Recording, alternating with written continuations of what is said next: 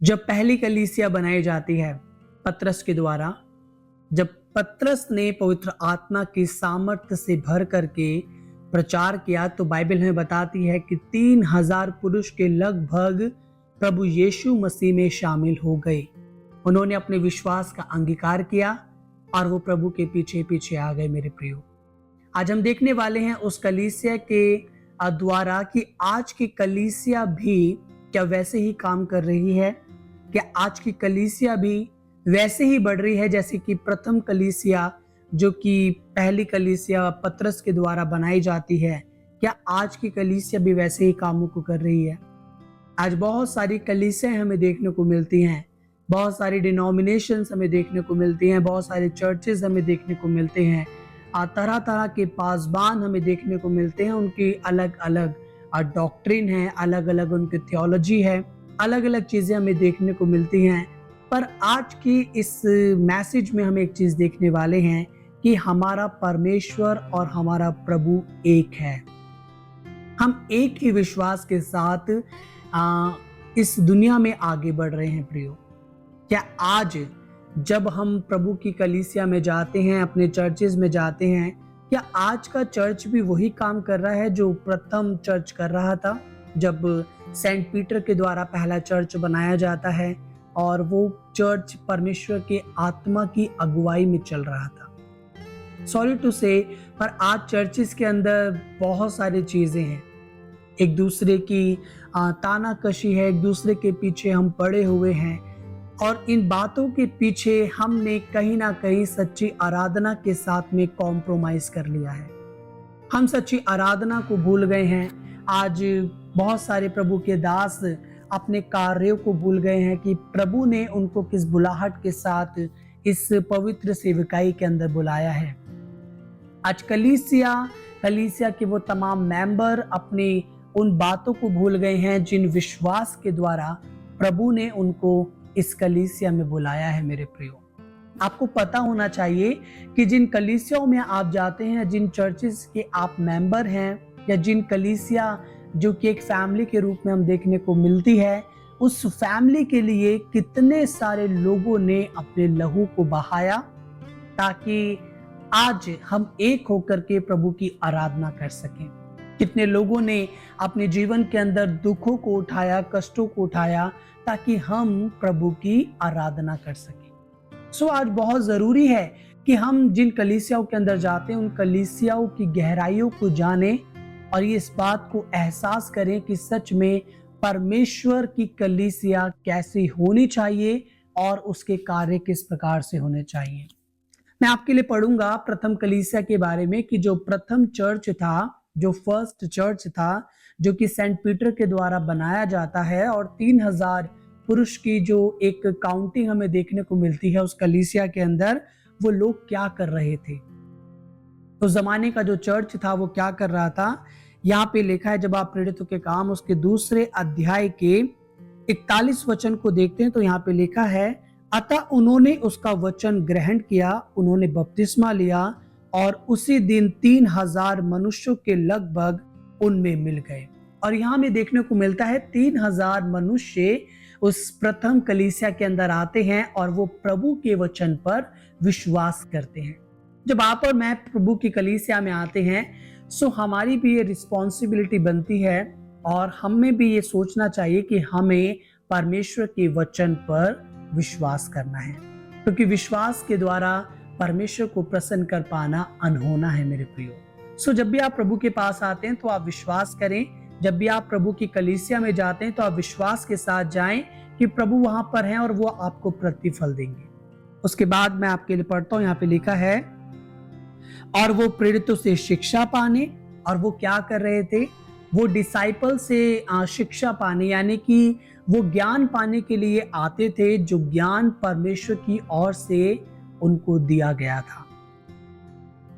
हम सभी जानते हैं कि चेलों के पास संसारिक ज्ञान नहीं था, पर चेलों के पास एक आत्मिक ज्ञान था और वो आत्मिक ज्ञान को लेने के लिए उन डिसाइपल्स के पास आया करते थे। उसके बाद लिखा है, और संगति रखनी, और उनके साथ में वो फेलोशिप रखते थे। इट इज वेरी इंपॉर्टेंट कि हम जब भी कलीसिया के अंदर जाते हैं हमें फेलोशिप रखना है।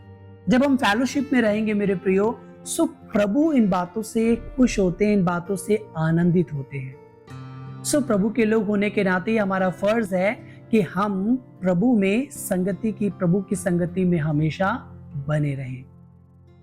उसके बाद मैं आपके लिए पढ़ता हूं, यहाँ पे लिखा है और रोटी तोड़ने, और यहाँ पर रोटी तोड़ने का मतलब है प्रभु भोज के साथ में, कि वो किस तरीके से जब सम्मिलित होते थे, जब एक जगह इकट्ठे होते थे, तो वो प्रभु भोज को भी स्मरण करते थे। वो प्रभु भोज जो प्रभु यीशु मसीह के द्वारा कलीसिया के अंदर स्थापित किया गया था, और चेले उस चीज के अंदर उनको लेकर के चल रहे थे। और उसके बाद लिखा है और प्रार्थना करने में लौलीन रहे, और वो निरंतर प्रार्थना के अंदर बने रहते थे। जो अर्ली चर्च का जो लाइफ था वो ऐसा था कि वो हर समय प्रार्थना में लगे रहते थे। प्रार्थना केवल अपने लिए नहीं, पर कलीसिया के हर एक उस मेंबर के लिए जिनको प्रार्थनाओं की आवश्यकता है।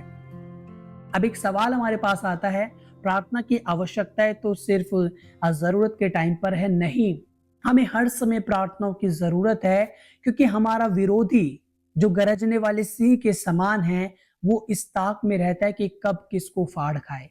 सो बहुत इंपॉर्टेंट है कि हम प्रार्थना के अंदर अपने जीवन को लगा करके रखें। और पहला चर्च जो था, प्रथम कलीसिया जो थी, वो क्या कर रही थी? वो लौलीन थी। किस चीज में? प्रार्थना करने में। आज की कलीसिया किस चीज में लौलीन है? आज की कलीसिया का काम केवल सिर्फ खाना बनाना या लोगों को खाना खिलाना ही नहीं है। आज की कलीसिया काम केवल ये नहीं है कि हम अपनी गाड़ी, अपना घर, अपने वस्त्र दूसरे मेंबर्स को दिखाएं, क्योंकि बहुत जरूरी है हम इस बात को समझें कि कलीसिया एक फैमिली है।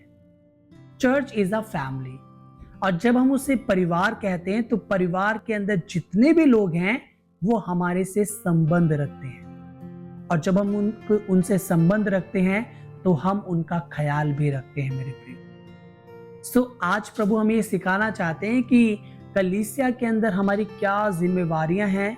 हमें केवल परमेश्वर का वचन सुनना है उन लोगों से जिनको परमेश्वर ने अपना ज्ञान दिया है। दूसरा, हमें संगति रखनी है जो कभी खत्म नहीं होनी चाहिए। तीसरी चीज, हमें निरंतर प्रभु भोज में सम्मिलित होना चाहिए मेरे प्रिय। और चौथी चीज, हम इस कलीसिया में देखते हैं कि वो प्रार्थना करने में लौलीन थी। और उसके बाद हम देखते हैं, उसके बाद भी कुछ क्वालिटीज इनके अंदर है, वो मैं आपके लिए पढ़ूंगा। 45 वचन में लिखा है, वे अपनी अपनी संपत्ति और सामान बेच बेच कर जैसे जिसकी आवश्यकता होती थी बांट दिया करते थे। वो बहुत ज्यादा धनी तो नहीं थे, पर जो कुछ उनके पास था वो ट्राई करते थे कि जिसकी जो आवश्यकता है वो पूरी होनी चाहिए। आज कलीसिया में एक परिवार होने के नाते हमारा फर्ज बनता है कि यदि किसी दूसरे मेंबर को किसी चीज की आवश्यकता है तो हम जितना कोशिश हो सके उसकी हेल्प करने के लिए तैयार रहें। वो बहुत ज्यादा हेल्पफुल लोग थे पहले कलीसिया के लोग, और उनके बारे में लिखा है अपनी संपत्ति बेचकर वो दूसरों को दिया करते थे। आज तो हम दूसरों की संपत्ति भी अपने पास रखने की कोशिश करते हैं, पर वो ऐसे नहीं थे। वो बहुत अलग थे, क्योंकि वो परमेश्वर के भय में थे, इसलिए वो अपनी संपत्ति बेच करके दूसरों की जरूरतों को पूरा करना जानते थे। उसके बाद लिखा है, वे प्रतिदिन एक मन होकर मंदिर में इकट्ठे होते थे और घर घर रोटी तोड़ते हुए आनंद और मन की सिधाई से भोजन किया करते थे। और वो क्या करते थे? वो प्रतिदिन मंदिर में इकट्ठे हुआ करते थे, एक मन होकर। आप जब भी परमेश्वर के भवन में जाएं, आप एक मन होकर के प्रार्थना करें। ये बहुत इंपॉर्टेंट है, क्योंकि यदि हम एक मन नहीं हैं तो हम कहीं पर भी भटक सकते हैं और शैतान हमें कहीं पर भी गिरा सकता है। सो जब हम कलीसिया के अंदर जाते हैं, कई बार बहुत कलीसियाओं के अंदर ऐसा होता है कि मैं उसकी शक्ल नहीं देखना चाहता, मैं उससे मतलब नहीं रखता, मैं उससे हैंडशेक नहीं करता, मेरा अपना एटीट्यूड है, उसका अपना एटीट्यूड है, वो अपनी जगह पर है, मैं अपनी जगह पर हूँ। बहुत सारी बातें होती हैं, पर अर्ली चर्च हमें सिखाता है कि वो क्या कर रहे थे? वो प्रतिदिन मंदिर में इकट्ठे होते थे, ना केवल इकट्ठे होते थे पर एक मन होते थे।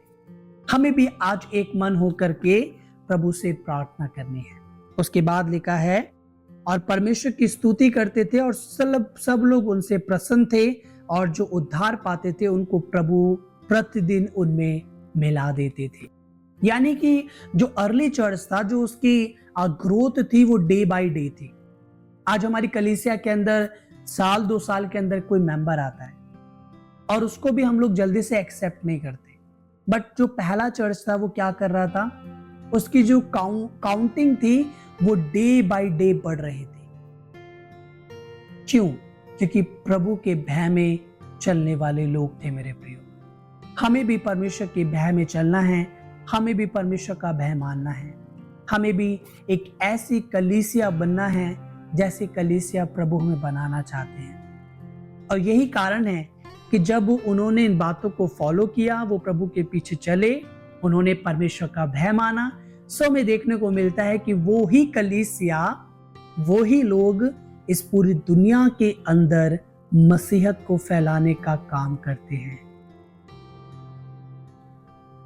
केवल परमेश्वर के भवन में जाना ही हमारे लिए पर्याप्त नहीं है, पर हमें पार्टिसिपेट करना है, हमें प्रभु के कामों में बढ़ चढ़ करके हिस्सा लेना है, प्रार्थना करनी है ताकि हम प्रभु में बढ़ सकें। हम एक हैं, जैसे मैंने स्टार्टिंग में कहा था, हम डिवाइडेड नहीं हैं। कई लोग कहते हैं कि मैं इस डिनोमिनेशन का हूँ, मैं इस डिनोमिनेशन का हूँ, मेरा चर्च ये है, मेरी कलीसिया ये है। आपका चर्च, आपकी कलीसिया, आपकी डिनोमिनेशन कुछ भी हो, पर आप एक बात याद रखें कि आपका और मेरा प्रभु एक है और वो जीवित प्रभु है और उस प्रभु का नाम है प्रभु यीशु मसीह। और वो एक दिन आएंगे और जब आएंगे तो हम सबको अपने साथ लेकर के जाएंगे। सो हम प्रभु का इंतजार कर रहे हैं। तो मैं चाहता हूं कि हम बड़े ही विश्वास और नम्रता के साथ प्रभु में आगे बढ़े। हमारी जो संगति है वो प्रभु के साथ निरंतर बनी रहे। हमारा प्रार्थना करना लौलीनता के साथ बना रहे मेरे प्रियो, ताकि हम कभी भी परमेश्वर से दूर ना होने पाए। सो ये था कुछ पहली कलीसिया के बारे में। जो प्रथम कलीसिया थी वो किस तरीके से बढ़ रही थी, उनकी ग्रोथ का जो एक हिस्सा था वो कैसा था, और वो बड़े हेल्पफुल थे, वो बड़े प्रार्थना करने वाले लोग थे, वो बड़ा विश्वास करने वाले लोग थे।